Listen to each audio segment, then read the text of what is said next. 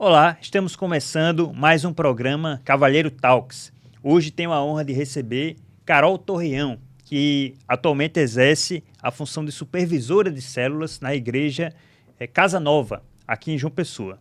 Eu tenho o grande privilégio de recebê-la, até porque nós vamos ter uma conversa abrangente aqui, não só sobre temas de cristianismo, de igreja, mas também sobre a questão da rotina dela profissional. Ela é policial militar. Veja você, que está nos assistindo, que é uma coisa bem diversificada. Ela exerce uma função de liderança, de certa maneira, na igreja onde ela congrega, e ao mesmo tempo ela tem que lidar com os problemas mais banais da sociedade pessoense, porque ela exerce uma função de segurança pública, ou seja, é uma coisa que levanta uma série de curiosidades que com certeza nós vamos explorar muito bem. Carol, muito obrigado pela sua presença. Gostaria que você se apresentasse ainda melhor, de forma a complementar o que eu disse para o nosso público. Opa, Diego, boa tarde a todos. Fico muito feliz, né, em ter recebido esse convite. E meu nome é Carolina Torreão. Hoje, como o Diego falou, exerço a função de supervisão de células na Igreja Casa Nova. Meu esposo, né, é o atual pastor de jovens da igreja, então eu auxilio ele, né, nessa função. E também exerço, né, a minha profissão, né, que é policial militar. E vai ser um prazer conversar com você hoje. Pois bem, Carol, é uma tradição já do programa. O convidado que vem aqui, eu geralmente pergunto a ele de sua experiência espiritual mais marcante. Tende a ser a conversão ao cristianismo. Quando o convidado não é convertido, eu faço um pouco de adaptações. Não é o seu caso. Então eu queria saber, Carol, como é que foi a sua conversão? Quando foi que você aceitou Jesus como Senhor e Salvador e sob que circunstância? Então, eu cresci em um lar cristão. Meus pais, desde que eu nasci, já estavam, né, dentro do meio cristão. E fui criada nos princípios bíblicos, sendo ensinado, né, o caminho onde eu devia andar. Porém, filho de crente, crentinho não é, né, necessariamente. Mas o Senhor, eu creio muito que cada pessoa tem que ter a sua experiência individual com Jesus, né? E no meu caso, aconteceu quando eu tinha 13 anos de idade. E eu sou de Recife, né? Natural de Recife, mas a gente tinha se mudado para cá, para João Pessoa, por causa das questões do trabalho dos meus pais, realmente. Então, a gente estava procurando igreja, passou um tempo ali tentando achar um lugar que a gente se encaixava. E foi depois de algum tempo, eu creio que uns 2 anos, aqui em João Pessoa, que a gente encontrou a Igreja Cidade Viva, né? E aí, nesse momento, eu realmente não conhecia ninguém. Por ser uma igreja muito grande, é um pouco difícil da gente conseguir se envolver, de certa forma, né? Criar um laço de amizade. Mas a gente chegou num domingo na igreja e tava tendo era o último dia para a inscrição de um acampamento. E aí minha mãe fez, Carol, você não quer ir para acampamento? E eu disse, mãe, eu não conheço ninguém, como é que eu vou lá? Eu meio assim, né, desconfiada. E aí eu disse, não, mãe, vou não, vou não. E aí quando eu tava saindo da igreja, na porta, aí eu tinha aquela coisa assim, eu disse, mãe, eu vou fazer minha inscrição. Voltei com minha mãe, fiz minha inscrição e graças a Deus que eu fiz, porque foi naquele acampamento, eu ainda lembro o nome do acampamento, foi Acampamento Espelhos. No último dia de acampamento, eu tive um momento de entender, né, quem eu era, pecadora, e fui constrangida pelo amor de Jesus. Ali, naquele momento, eu entendi realmente que ele era o caminho, a verdade e a vida, que não existia nenhum outro caminho que eu gostaria de seguir. Então, realmente, me derramei em lágrimas e entendimento, né? Porque eu creio que a conversão ela não é só emocional, ela é racional, né? Então, eu tive esse entendimento de quem eu era e do que Jesus tinha feito por mim na cruz. Então, a partir daí, tudo mudou, né? Tudo realmente mudou. Apesar de ter sido criada nos princípios bíblicos, já li a Bíblia, mas a sede que eu tinha de ler mais, de aprender mais, de entender mais, de ter uma vida de oração, a partir daí, eu acho que tudo mudou na minha vida.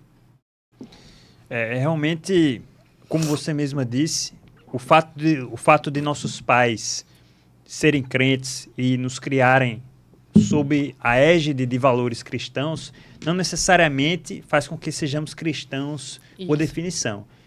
A questão da conversão, ela é diferente de qualquer outra seara de ideologias, por exemplo, ou mesmo de crenças, porque ela envolve, como você mesma disse também, a questão não só emocional como racional. É uma entrega da essência do nosso entendimento. Então, vai muito além de simplesmente absorver conhecimento, de simplesmente você fazer uma imitação, né? Ter um comportamento mimético em relação aos seus pais. Isso. A gente sabe que toda criança, ela age como uma esponja, ela absorve muito comportamentos que ela vê no seu ambiente de criação. Mas o cristianismo vai além disso. Ou seja, é por isso que existe-se, em geral, uma maturidade acima da média para você ter esse entendimento de que realmente Jesus é seu Salvador e Senhor. Isso. E, não por acaso, na Bíblia não tem um registro de forma objetiva de batismos de crianças. Porque, geralmente, a pessoa tem que estar ou na fase adulta ou próximo disso para realmente ter a capacidade de ter um discernimento básico. Exatamente. Isso. E foi o seu caso, né? Você chegou numa idade próxima... Você já era adulta nessa época? Não, tinha 13 anos, tinha né? 13 anos, mas já sim. tinha um certo entendimento. Eu conseguia expressar. Eu cheguei a me batizar só depois de algum tempo. Eu creio que eu me batizei só com uns 15 anos. Mas essa experiência, né, realmente, de entender quem eu era e o que Cristo tinha feito por mim, realmente aconteceu nessa época. Eu já tinha consciência. Eu me considero uma pessoa que sempre fui um pouco mais madura do que a média do que uma criança de 13 anos seria. Então, realmente foi muito genuíno para mim. Tanto é que até hoje eu lembro, né, desse momento, porque eu sei que foi ali que realmente aconteceu a minha conversão. Perfeito. E além da questão da conversão, que com certeza desperta curiosidade, praticamente seja qual for a pessoa, tem também, no seu caso específico, Carol, a decisão da sua carreira profissional. Que, sendo sincero aqui, foi uma coisa bem inusitada. Eu lhe conheço desde a época de Cidade Viva. Eu nunca imaginei que você fosse ter o perfil de segurança pública. Nem eu. Pois é. Então eu queria saber como é que foi essa decisão, para muitos que lhe conhecem, inusitada, de trilhar o caminho de ser policial militar. Como é que foi isso? Essa é uma história muito boa. E é para quem tem fé, porque realmente essa aí eu acho que Deus tem me feito colecionar muitos testemunhos, né? Tanto na minha vida profissional, como no meu relacionamento, no meu casamento também. Creio que, piamente, que foi o Senhor que me apresentou ele, porque é tudo muito sobrenatural, assim, de formas que eu não consigo explicar só com a racionalidade. Tem um toquezinho do Senhor ali, sabe?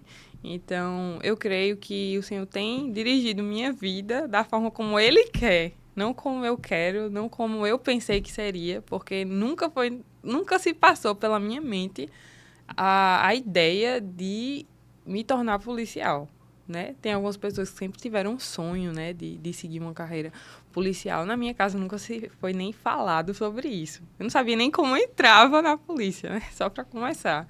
Então, passei pela fase da escola e entrei em cursinho, tudo isso estudando para fazer medicina. E aí, nesse processo, enquanto eu estava no cursinho, sinceramente, eu não sabia o que eu queria fazer. Eu estudava para o mais difícil, mas eu não tinha certeza exatamente do que eu queria fazer da minha vida profissional. Eu sempre tive uma inclinação grande para a área de humanas.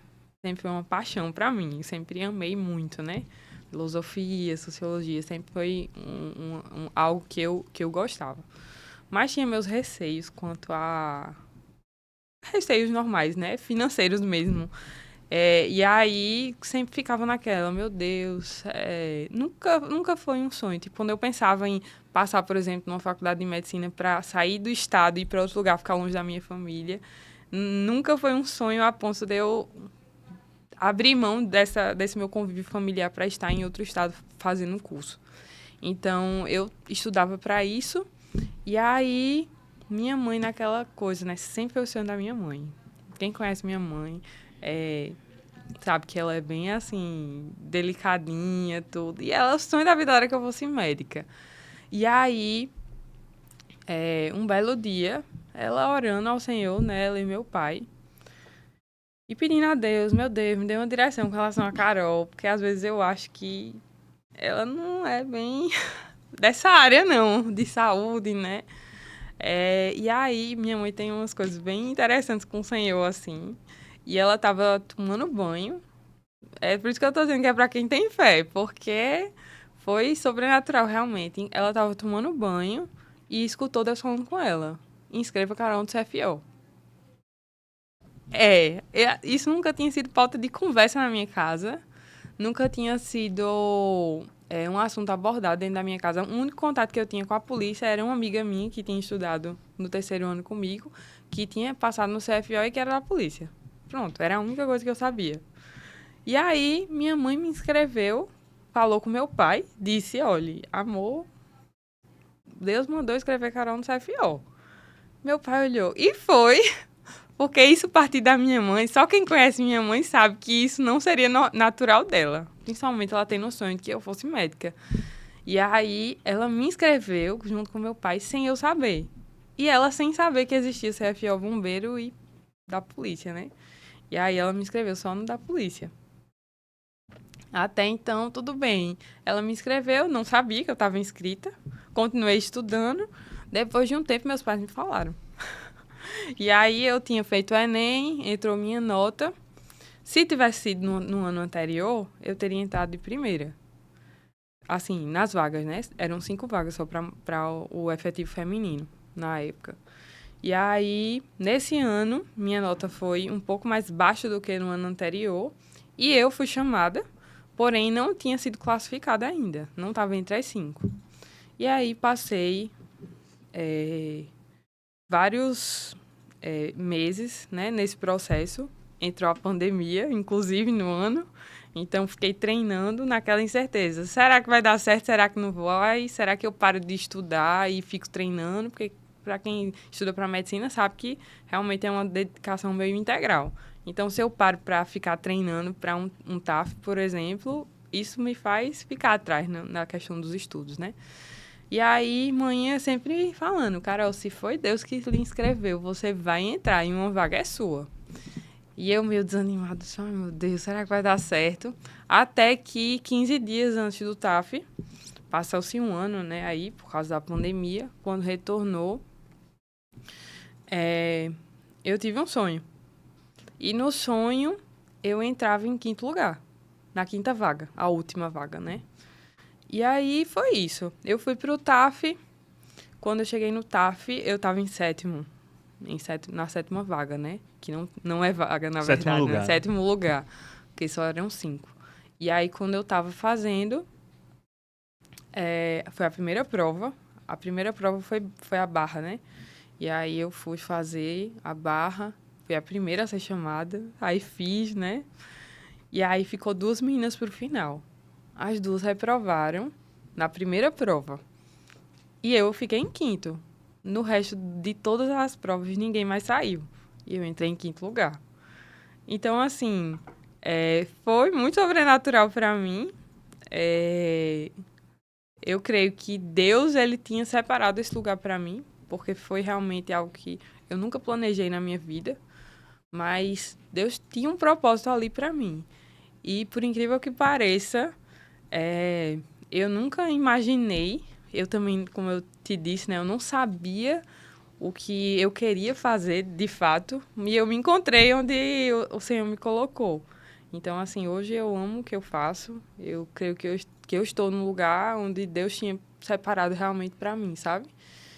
E é incrível. Eu, assim, só tenho gratidão ao Senhor, porque é impressionante como quem faz a gente sabe muito mais sobre a gente do que a gente mesmo. Então, quando a gente chega perto dele, ele mostra muito de quem nós somos e de quem ele criou a gente para ser. Então, eu vejo muito isso, sabe, nessa questão profissional minha, que o Senhor separou aquele lugar para mim, que ele sabia mais do que eu onde eu deveria estar. E eu creio que foi ele que me colocou ali dentro, sabe? E ele fez com que minha nota não fosse permitiu, né, que minha nota não fosse tão alta como no ano anterior, para que ele mostrasse que foi a mão dele que me colocou lá dentro. Que não foi por mérito meu, sabe? Foi por graça dele. E interessante também falar que foi o último ano em que as pessoas entraram pelo Enem. Foi Eu o tava meu até ano. estranhando aqui, a nota do Enem serviu para entrar. Uhum. Foi o último ano que não precisava de curso superior para entrar e que aceitou a nota do Enem. Então, assim, foi tudo No muito limite do limite. do limite do Deus limite que que providenciou botou. tudo. Foi, exatamente. Então, assim, presente do Senhor mesmo e eu amo o que eu faço. Graças a Deus. Realmente é uma história que eu também nunca imaginei que tivesse sido dessa maneira, né? Ninguém Tão sobrenatural, imagina, né? Porque Deus tem várias formas de falar conosco, né? Tem as maneiras mais sutis, que você Isso. começa a ter um entendimento sendo amadurecido no decorrer de uns dias ou meses, né? Com as informações que você Isso. vai recebendo. Essa é a maneira que a gente considera, entre aspas, mais normal, mais humana. Mas tem outras que é através de sonho, tem outras que é através de alguma comunicação que a gente não sabe explicar direito. E aí, realmente, Deus escolhe de acordo com o contexto, de acordo com a pessoa.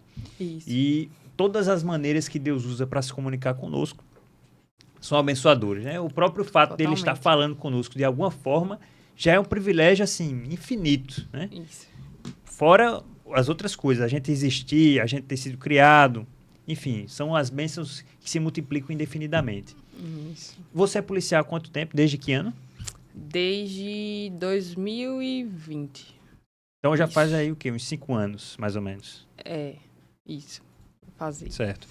Aí, a Paraíba é um estado não muito violento comparado a estados mais populosos, como no Sudeste, por exemplo. Com o Rio de Janeiro nem se fala.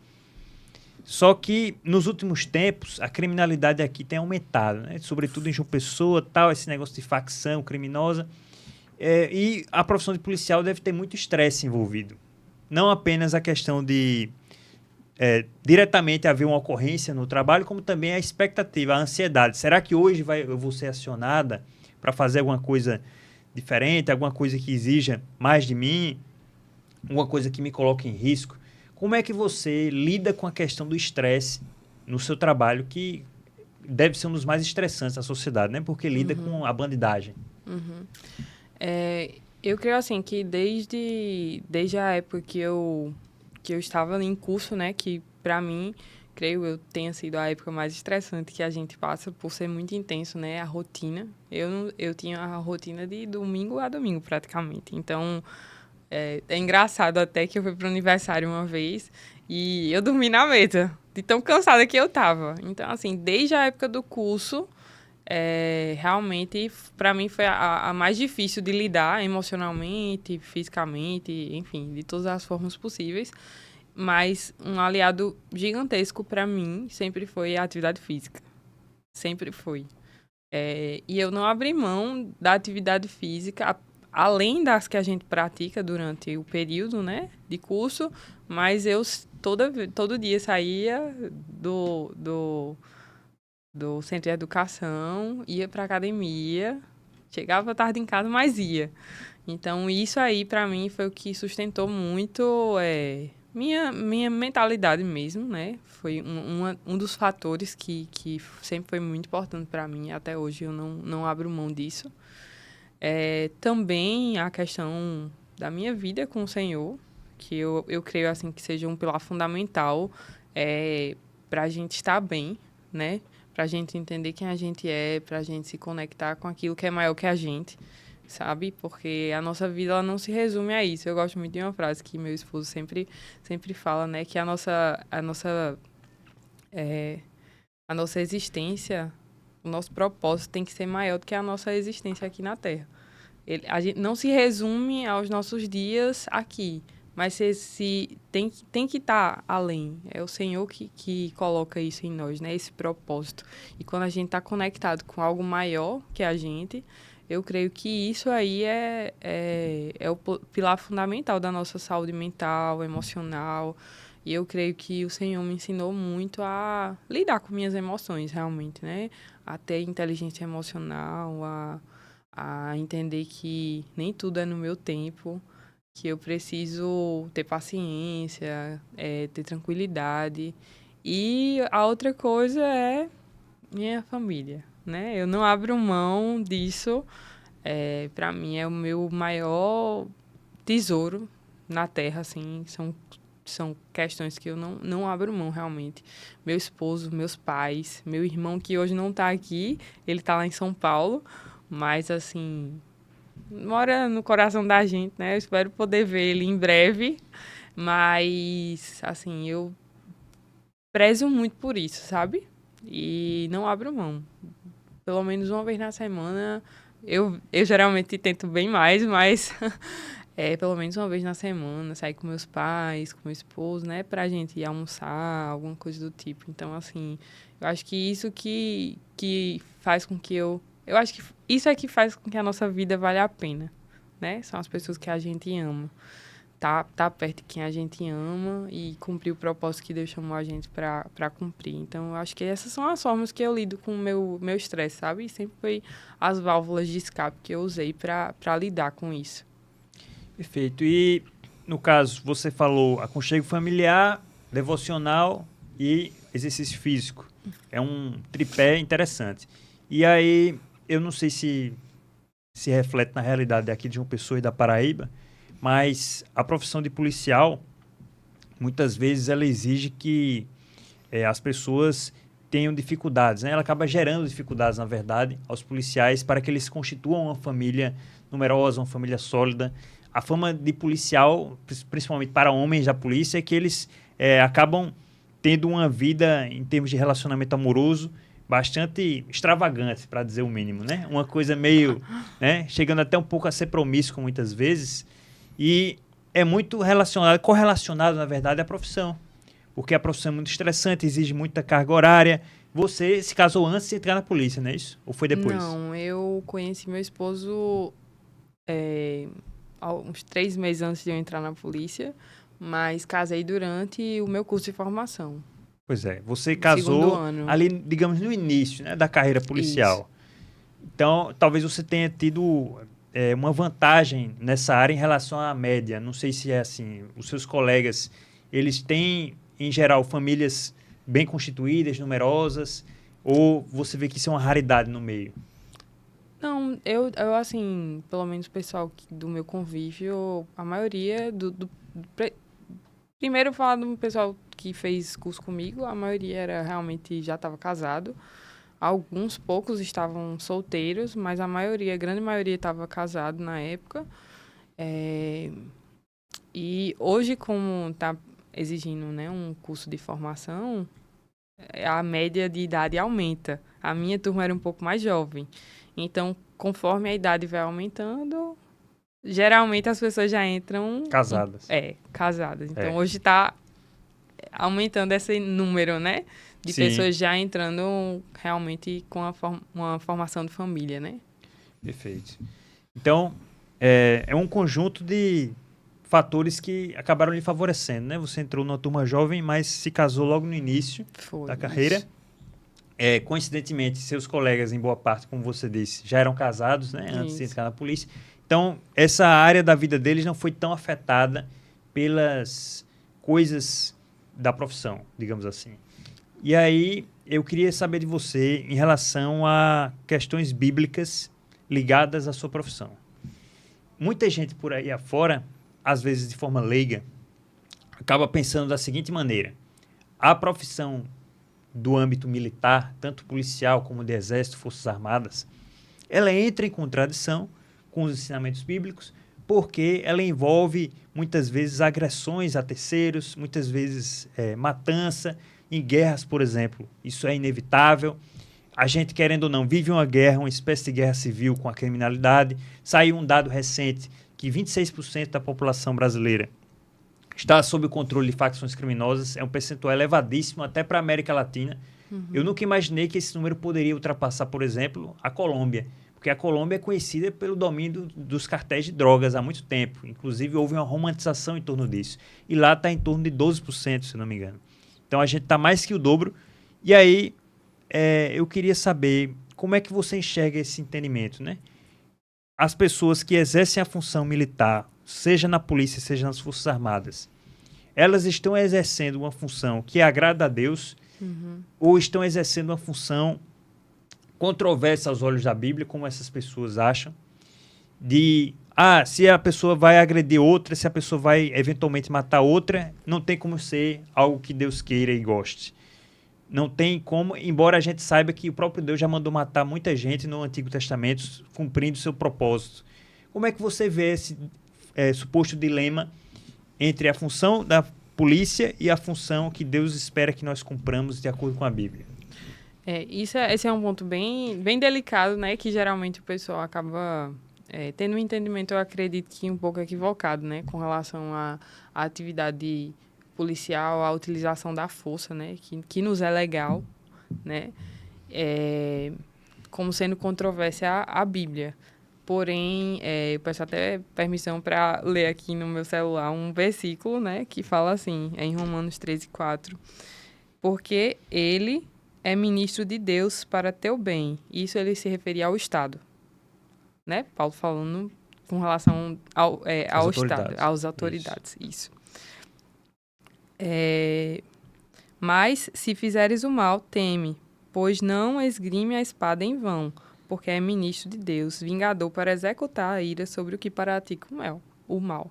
Então, ele está dando aí uma legalidade à existência do Estado. Eu creio que, na verdade, toda a estrutura criada pelo Senhor, inclusive nos anjos, elas existem hierarquias como forma de organização, como forma de governo, realmente. Então, para mim, esse texto aqui ele legitima a existência de um Estado, a existência de uma... que hoje a gente trata... A polícia é um braço do Estado para exercer essa função de um policiamento preventivo e também coercitivo, quando necessário. Então, ele fala aqui sobre a espada. A espada que se levanta contra quem pratica o mal. E é um instrumento de Deus para proteger aqueles cidadãos que estão ali, né, vivendo debaixo das leis, que estão cumprindo o seu dever, porém aqueles que vão para outro lado, que não estão cumprindo e estão agindo de acordo com a lei, o Estado ele tem a legitimidade para exatamente exercer tanto o poder, tanto a função preventiva, né, de ali realizar um policiamento que previna o acontecimento dos crimes, mas também de utilização da força, que também é legal para a gente, né, o uso da força, quando necessário, como poder coercitivo para barrar a ação do mal de forma exacerbada. Então, eu creio assim, minha mente ela é muito tranquila com relação à forma como bíblica, como eu lido com isso. Para mim, eu estou totalmente embasada biblicamente para exercer a minha profissão de forma saudável, de forma correta, coerente, e creio que seja realmente um instrumento para barrar o avanço do mal no meio da nossa sociedade, né? Tanto para mim, quanto para a minha família, quanto para os amigos e também para a população em geral. Então, assim, eu creio que seja totalmente legítimo a atividade policial juntamente com a nossa vida cristã, né? Sim, até porque existem mandamentos divinos que a Constituição incorporou, não só a brasileira, como de outros países. A questão, por exemplo, não roubarás, não matarás. Isso aí está em qualquer Constituição de qualquer país, assim, minimamente civilizado. Não precisa nem ser necessariamente democrático. Um país minimamente civilizado, mesmo que seja uma ditadura, considera roubar e matar como um crime, uma transgressão à lei. Isso. E aí, se alguém transgride a lei, tem que ter uma punição. Tem que ter alguém para resguardar o cumprimento da lei. Isso. Que, no caso, pode ser a polícia, numa sociedade em que existe o Estado. A gente sabe que o Estado não é, digamos assim, uma criação direta de Deus, né? É uma criação do homem, mas que, no decorrer da história, acabou sendo legitimado, em certa medida, pelo próprio Deus através daqueles que escreveram os livros bíblicos, né? Paulo mesmo é um deles. Exatamente. E aí, ele diz que deve haver um respeito às autoridades na medida em que elas cumprem os mandamentos de Deus. Elas fazem cumprir, né? Isso. Como esses exemplos que citei. Não roubarás, não matarás. Se a polícia for prender um ladrão ou um assassino, ela está cumprindo uma ordenança de Deus. Com certeza. Algo básico. E o Estado, como eu disse, ele não foi uma criação direta de Deus. Inclusive, no livro de 1 Samuel, capítulo 8, o povo de Israel pede um rei. E Deus diz, é melhor você não pedir um rei, porque vai dar errado. Eu já estou avisando aqui. Ou seja, a criação do Estado, Deus avisou que seria um erro, porque traria muito mais malefícios do que benefícios. Mas isso não quer dizer que o Estado em si só vai praticar o mal. Isso. O Estado tem funções que são coerentes com a Bíblia. Principalmente no Ocidente, que é fundado com base numa cultura judaico-cristã, derivada da Torá e posteriormente da Bíblia. Então, eu concordo plenamente com você, Carol, a respeito disso, que a polícia, ao fazer cumprir esses mandamentos divinos, não transgride a palavra de Deus, muito pelo contrário, cumpre o propósito de Deus para as pessoas que são vocacionadas como você. E essa questão da polícia tem uma série de polêmicas, a gente não vai entrar em todas aqui, obviamente. Uma delas a gente já sanou, que é essa questão do a suposta contradição com os ensinamentos bíblicos. E tem também o seguinte, a questão da vida policial no estado da Paraíba, que não é um estado tão violento como a gente já discutiu aqui. Você enxerga que o estado tende a piorar na questão da criminalidade, ou o estado, na sua visão, ele está numa situação agradável em termos de segurança, né? O cidadão paraibano, ele se sente seguro ao andar na rua? Qual é o seu sentimento assim, a respeito desse tema? Basicamente, eu creio que hoje, né, a criminalidade no geral, ela como você mesmo, né, falou, ela existe. A gente não tem como negar isso. Porém, o que eu posso te dizer, né, como sendo parte integrante, né, da corporação, saiba que dentro da Paraíba hoje a gente tem realmente um dos estados com uma criminalidade bem abaixo do que vários outros dentro do nosso país. E hoje a polícia da Paraíba ela é considerada como a melhor polícia dentro do Norte-Nordeste, né? Então, assim, hoje a gente exerce uma função, creio eu, pelo menos com os meus colegas, né, de muita efetividade, né? Vários momentos a gente consegue ali reaver os bens, né, para os cidadãos. Você vai hoje ali, né, que é a área que eu trabalho, né, mais nesse setor de praia, e quantidade de viaturas. Às vezes eu vou apaisando mesmo, passear no restaurante com minha família, e a quantidade de viatura que eu vejo passando é gigantesca, né? Às vezes passo 1 hora e meia no restaurante e vejo a viatura passando lá por perto 10 vezes. O que é uma quantidade bem considerável, né? Até o helicóptero costuma dar uma passada nas orlas, sempre né? tem. Então, assim, eu vejo que a gente tem cumprido a nossa função com muita dedicação, né? E tenta fazer sempre o nosso melhor, né? Para prover essa sensação realmente de segurança para a população paraibana. E a gente sempre faz aquilo que a gente gostaria que a nossa família recebesse, né? O melhor.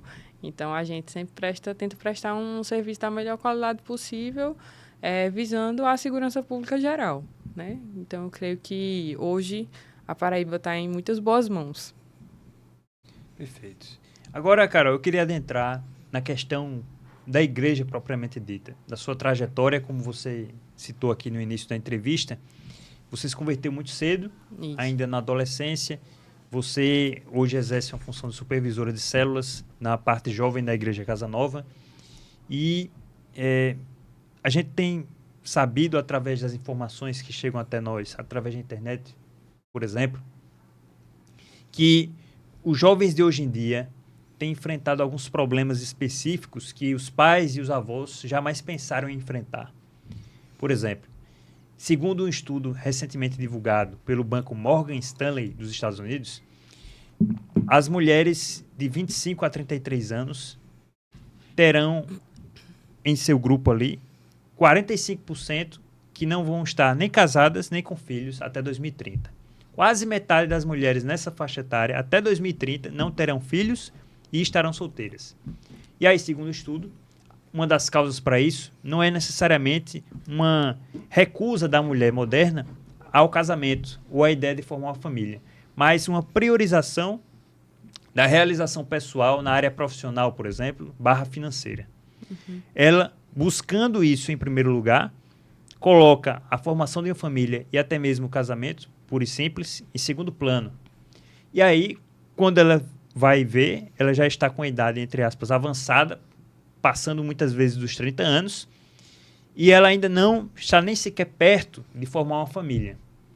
No passado, antes inclusive do século XXI, né, antes dos anos 2000, isso era quase impensável, era uma coisa bem rara, uma exceção, uma mulher chegar nos 35 anos sem estar casada ou mesmo sem nenhuma perspectiva de casar em curto prazo. As mulheres se casavam com menos de 25 anos até o final dos anos 90 e os homens se casavam com menos de 30, na faixa de 27 anos. Hoje, se a gente pegar os dados do IBGE de 2014, o homem chegou a casar em média com 33 anos e a mulher com 30. Isso vem crescendo no decorrer das décadas. E aí, você como sendo alguém que está inserida, né, na juventude cristã, como é que você enxerga esse problema? A igreja, ela tem lidado como com isso, né? A mulher, segundo a Bíblia, a gente sabe que tem a função de honrar e obedecer o marido tem a função de amar a sua esposa sacrificialmente, como Cristo chamou a igreja, e muitas vezes o próprio trabalho, por exemplo. Deus, em Gênesis, ele delegou ao homem o trabalho como sendo uma punição do pecado, né? Você vai agora tirar seu sustento do suor do seu rosto. E a mulher vai ter dores no parto e vai ter que se submeter ao marido. E aí, hoje em dia, a gente vê que a mulher trouxe para si o encargo do homem e muitas vezes também o homem acaba se omitindo de cumprir seu dever segundo a palavra de Deus. Como é que você enxerga que a igreja tem lidado com isso? Certo, realmente é uma situação bem complexa que eu creio que não seja, não vem de um fator só, né? A gente não consegue explicar isso de forma pontual com uma única razão, né? Para o fato de as mulheres elas estarem saindo desse lugar que Deus chamou a gente para exercer, né? Que é dentro de uma família, casada, tendo filhos, para, por exemplo, um ambiente de trabalho. Que no meu caso, eu exerço também, né? Mas você se casou muito cedo, né? Isso, me casei muito cedo, mas assim, é porque é aquela coisa, né? Eu creio que como mulher, hoje, a gente precisa saber equilibrar bem as coisas, né? E a Bíblia também ela não nega a mulher ao fato dela exercer uma profissão, né? Como a própria mulher virtuosa, né? De Provérbios, que fala que ela acorda cedo e ela vai atrás da lã e faz roupas para a sua família. Enfim, ela exerce ali a atividade. É um trabalho. É um trabalho.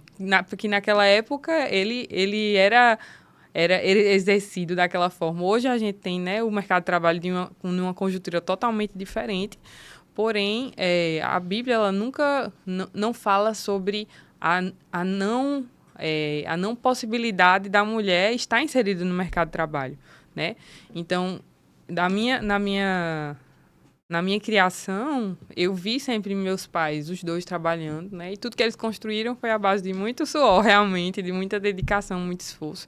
Meus pais me criaram para exercer ter uma profissão, né? Para estudar, e tudo, lutar, batalhar, e eu acho isso tudo muito válido, muito digno, principalmente no mundo de hoje, no nosso país, né, hoje, para realmente sustentar uma família, tá difícil. É um pouco mais complicado, então acaba que a gente, se o esposo, ele não ganha, assim... Muito bem. Muito, muito bem. Acaba que todo mundo ali tem que contribuir um pouco para realmente dar esse suprimento para casa, né?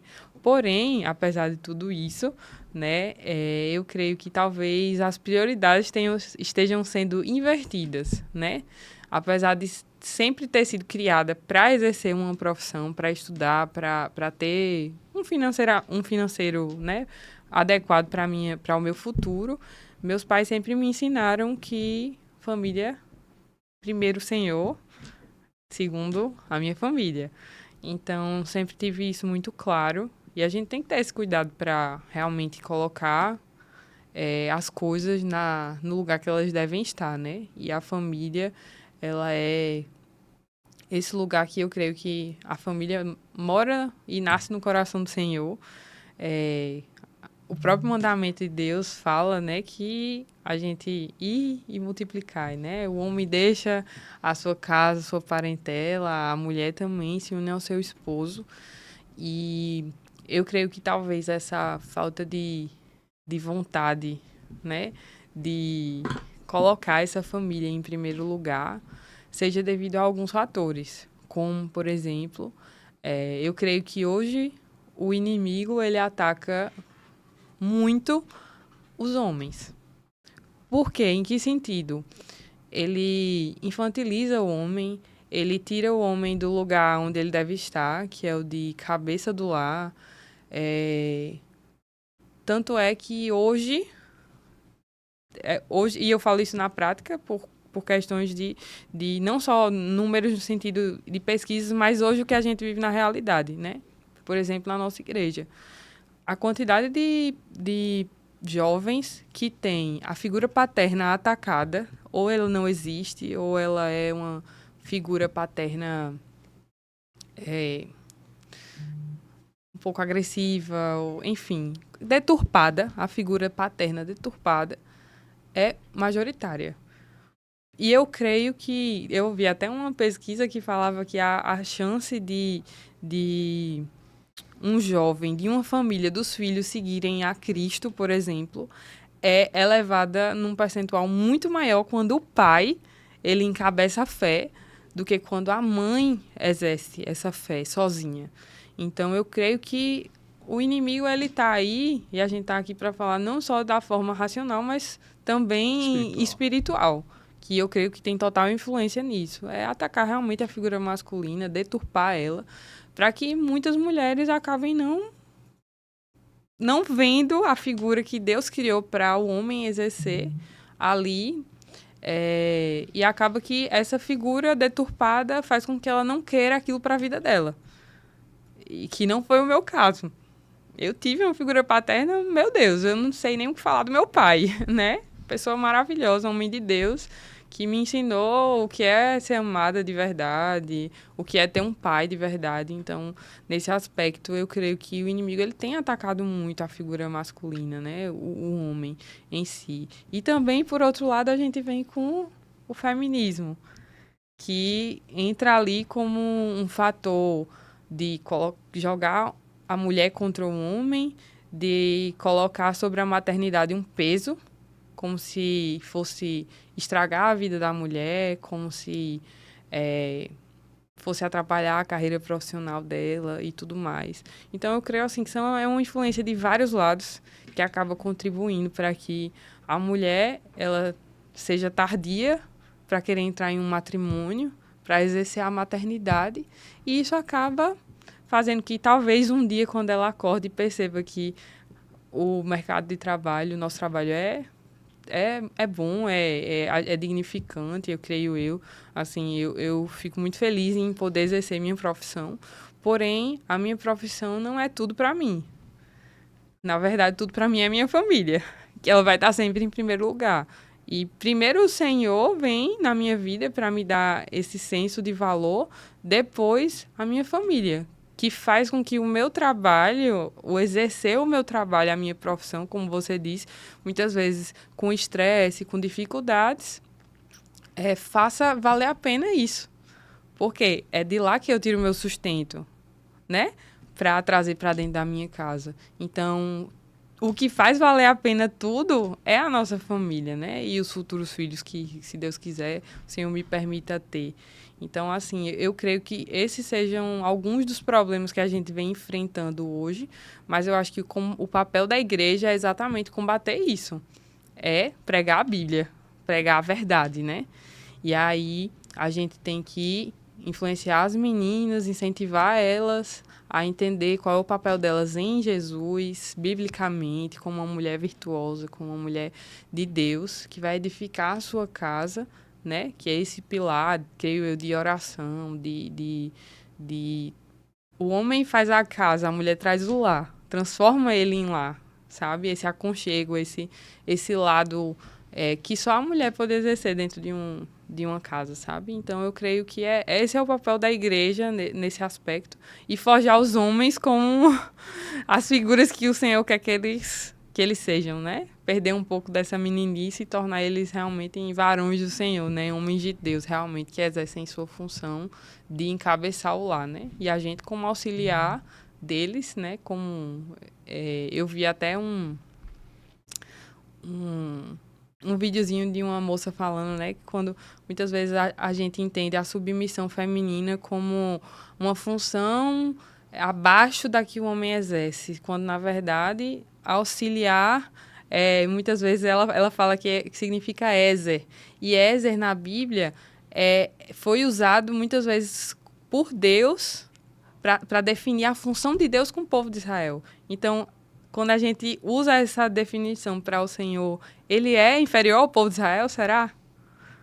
Nunca será, né? Pois é. Então, é o de auxiliador. Muitas vezes, quando o povo de Israel não conseguia fazer, o Senhor supria o povo de Israel com esse auxílio. Então, a mulher é exatamente isso. É o auxílio do homem.